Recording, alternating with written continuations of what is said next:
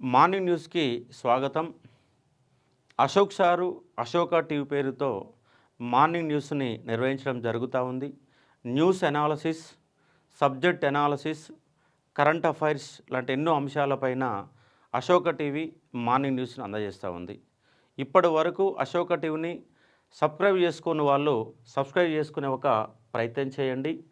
దాంట్లో భాగంగా మరొక న్యూస్ను మనం చూసి ఒక ప్రయత్నం చేస్తే, లిఫ్ట్ ఇస్తామని చెప్పేసి అత్యాచారం చేశారు. మనకు ఎక్కడ హర్యానాలో మరొక నిర్భయ ఉదంతం కొనసాగింది. వ్యాన్ని వేగంగా పోనిస్తూ 90 కిలోమీటర్ల వేగంతో వ్యాన్ను పోనిస్తూ దాంట్లో 25 సంవత్సరాల యువతిని నలుగురు యువకులు అత్యాచారం చేశారు. వేగంగా పోతున్నటువంటి వ్యాన్లోకి వెళ్ళి అమ్మాయిని విసిరిపడేశారు. ఆమె ఇవాళ చావు బతుకుల మధ్య తన ప్రాణాన్ని కొనసాగిస్తున్న అంశాన్ని ఇక్కడ చూసుకోవచ్చు. మరో నిర్భయ ఉదంతం, 25 ఏళ్ల యువతిపై వ్యాన్లో సామూహిక అత్యాచారం. వేగంగా వెళ్తున్న వాహనం నుంచి విసిరివేత, తలకు ముఖానికి గాయాలు, 12కు పైగా కుట్లు, విషమంగా బాధితురాల ఆరోగ్యం. హర్యానాలో దారుణ ఘటన, 2 నిందితుల అరెస్టు. భారతావనంలో మహిళలకు రక్షణ లేదని చాటిన అత్యంత దారుణమైన నిర్భయ ఉదంతాన్ని 13 ఏళ్ల తర్వాత మళ్ళీ స్మరణకు తెస్తూ హర్యానాలో ఫరీదాబాద్లో మృతుగాళ్ళు యువతిని గ్యాంగ్ రేప్ చేసి రోడ్డుపై పడేసి వెళ్ళారు. గంటకు 90 కిలోమీటర్ల వేగంతో వ్యాన్ను పోనిస్తూ అందులో యువతిపై సామూహిక అత్యాచారానికి పాల్పడిన రాక్షస పర్వం సోమవారం అర్ధరాత్రి దాటాక నుంచి మంగళవారం తెల్లవారుజాము 3-4 దాకా కొనసాగింది. ఏమైన అత్యాచారం తర్వాత యువతిని వేగంగా వెళ్తున్న వ్యాన్ నుంచి రోడ్డు మీదకి విసిరేసి వెళ్లారు. దీంతో తల, ముఖం, భుజానికి తీవ్రమైన గాయాలై యువతి నరి రోడ్డుపై రక్తం ఓడింది. జీవత్యంలో పడి ఉన్న బలాన్ని కూడదీసుకొని ఎలాగోలా తన సోదరికి ఫోన్ చేసి విషయం చెప్పింది. దీంతో అతలాశరైన సోదరి హుటాహుటున ఘటనా స్థలానికి చేరుకొని బాద్షా ఖాన్ పౌర ఆసుపత్రిలో చేర్పించింది. పరిస్థితి విషమించడంతో వెంటనే అక్కడి ప్రైవేట్ ఆసుపత్రి తరలించారు. వేగంగా రోడ్డుపై పడడంతో తల, ముఖం, భుజం దెబ్బతిన్నాయి. ఇప్పటికే 12 పైగా కుట్లు వేశారు. ముఖంలో ఎముకలు విరిగినట్లు తెలుస్తుంది. ప్రస్తుతం పరిస్థితి విషమంగా ఉందని వార్తలు వచ్చాయి. అయితే ఆమె ఆరోగ్యం పరిస్థితి నిలకడగానే ఉందని వైద్యులు చెప్పారు.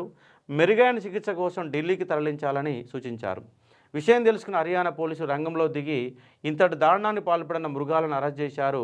వీళ్ళు ఒకరికి ఉత్తరప్రదేశ్ కాగా మరొకరి మధ్యప్రదేశ్. వీళ్ళిద్దరు ఫరీదాబాద్లో నివసిస్తున్నారు. బాధితురాలు లిఫ్ట్ అడిగితే లిఫ్ట్ అడిగిన పాపమే ఆమెకు అత్యాచారాన్ని ఒడిగట్టిన సందర్భం మనకు కనబడతా ఉంది.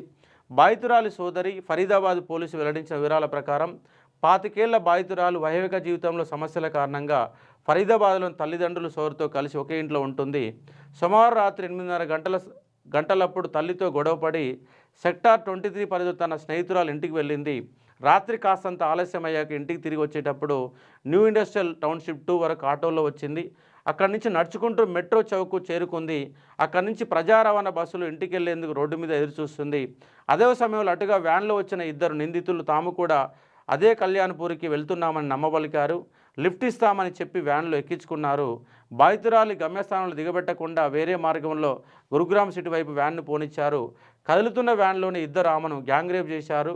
ఆ వ్యాను రాజ్చౌక్ రోడ్లో మంగళవారం రాత్రి 3 గంటలకు వెళ్తున్నప్పుడు గంటకు 90 కిలోమీటర్ల వేగంతో వెళ్తున్నట్టు సీసీటీవీ వీడియోలో రికార్డ్ అయింది.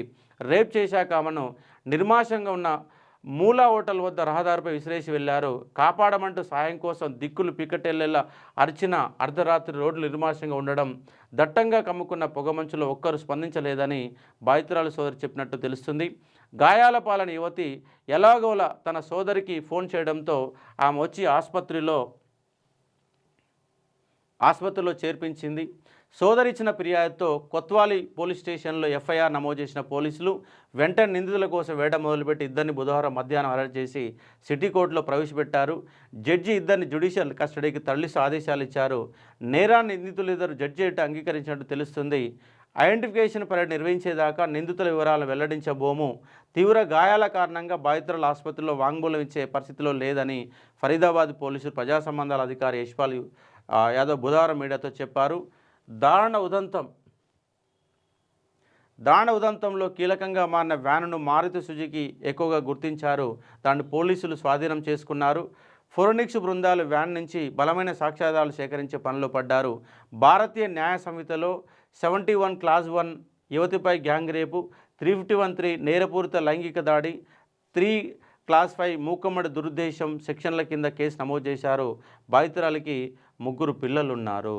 ఒక మహిళ పైన అర్ధరాత్రి లిఫ్ట్ పేరుతో లిఫ్ట్ అడగకపోయినా లిఫ్ట్ ఇచ్చేసి అర్ధరాత్రి అఘోరం చేసినటువంటి సందర్భం కనబడతా ఉంది. ఎన్నో చట్టాలు వస్తున్నా మహిళలకు రక్షణ అనేది కనిపించడం లేదు. అర్ధరాత్రి మహిళ ఏ రోజైతే రోడ్ల మీద స్వేచ్ఛగా తిరగలుగుతో ఆ రోజే స్వాతంత్రం వచ్చినట్టుగా భావించాలని గాంధీ మహాత్ముడు ఎప్పుడో చెప్పాడు.